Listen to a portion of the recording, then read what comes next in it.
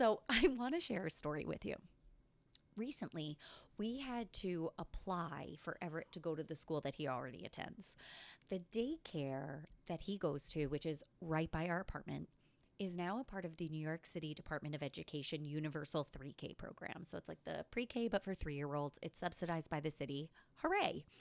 So I you apply, there's a lottery. I really don't understand the system. And if we're being perfectly honest, I don't really have I don't really feel like I need to learn the entire inner workings of all of this, but it feels like I'm supposed to.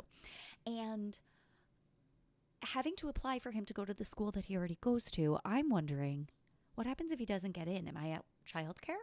Do I have to start like applying to other daycares or preschools where I have to pay more money for like a third of the childcare? Or like we don't find out till July. Is it just like, oops, in July you have no more childcare. Good luck. Isn't every other preschool full? What am I going to do if he doesn't get in?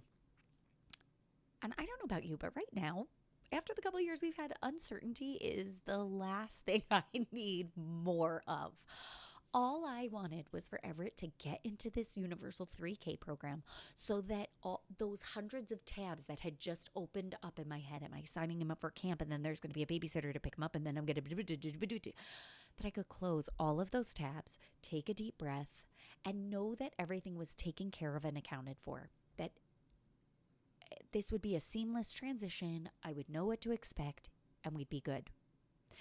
And it made me think about how last week, after the launch of the new podcast, after the launch of my program Move, after the launch of the updated website, that I then couldn't mentally handle so many things. Like I had like looked up from the sprint and was like, what's going on? What's going on?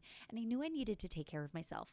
So I signed up for a bunch of Pilates classes, a yoga class. I mean, not a ton, but some last week, some this week. And I'm going to continue this next week because then as I structure my schedule, I know that time to replenish, time to restore, time to recharge, time to check in, time to exercise, time to move my body and see what's going on and to take care of myself is taken care of and accounted for in my calendar. Because otherwise, that tab is always open and there are now more tabs open in my brain. When am I going to do this? When am I going to do this? And like this, I get to close the tabs and I know that it's taken care of because I've given them my credit card number. So I am now held accountable.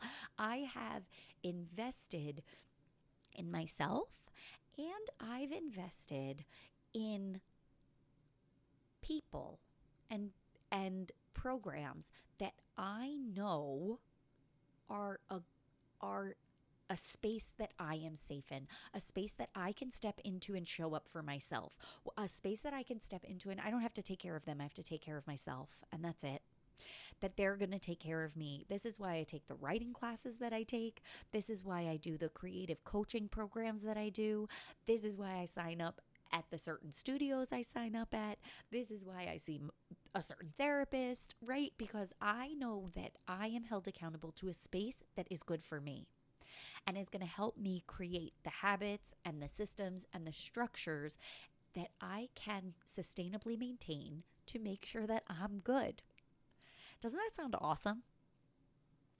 And when we have those structures in place, like when I got the email from the Department of Education that I needed to open up the app to see if my child had gotten in because acceptances had gone out, that feeling that I had when I then went into the app and saw that Everett was accepted to the school that he already goes to.